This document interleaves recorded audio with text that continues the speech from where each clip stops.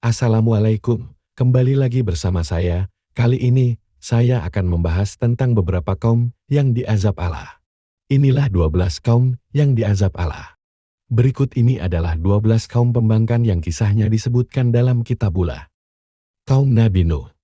Nabi Nuh AS berdakwah di tengah kaumnya selama 950 tahun, namun, yang beriman dari mereka hanyalah sekitar 80 orang. Kebanyakan kaumnya mendustakan dan memperolok-olok beliau. Kemudian, Allah mendatangkan banjir yang besar. Air bah itu menenggelamkan banyak orang yang ingkar, termasuk anak dan istri Nabi Nuh.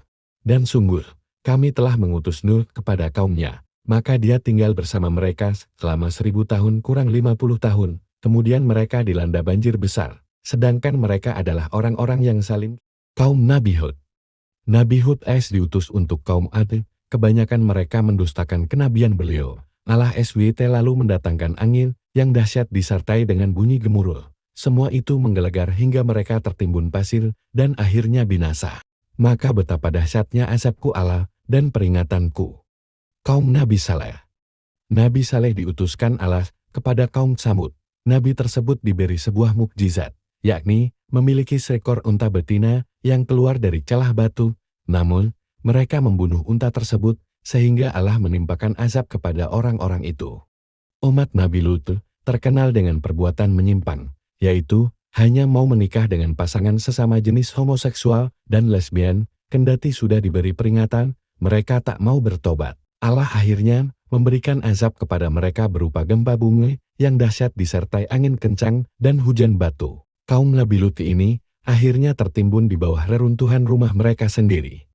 Kaum Nabi Syuaib.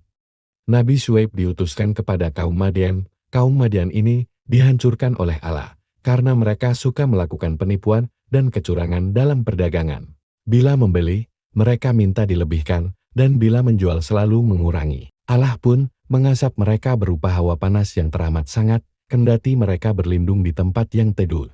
Hal itu tak mampu melepaskan rasa panas. Akhirnya, mereka binasa. Selain kepada kaum Madian, Nabi Syuaib juga diutus kepada penduduk Aika. Mereka menyembah sebidang padang tanah yang pepohonannya sangat rimbun. Kaum ini menurut sebagian ahli tafsir disebut pula dengan penyembah hutan lebat. Kaum Nabi Musa. Kaum Bani Israel sering ditindas oleh Firaun. Allah mengutus Nabi Musa dan Harun untuk memperingatkan Firaun akan azab Allah. Namun, Firaun malah mengaku sebagai Tuhan. Ia akhirnya tewas di Laut Merah dan jasadnya berhasil diselamatkan. Hingga kini masih bisa disaksikan di Museum Mumi di Mesir. Ashab al-Sab. Mereka adalah segolongan fasik yang tinggal di kota Elian, Elat Palestina. Mereka melanggar perintah Allah untuk beribadah pada hari Sabtu. Allah menguji mereka dengan memberikan ikan yang banyak pada hari Sabtu dan tidak ada ikan pada hari lainnya. Mereka meminta Rasul Allah untuk mengalihkan ibadah pada hari lain di luar Sabtu. Orang-orang akhirnya dibinasakan dengan dilaknat Allah menjadi kera yang hina. Ashab al-Ras. Ras adalah nama sebuah telaga yang kering airnya. Nama al-Ras ditujukan pada suatu kaum konon.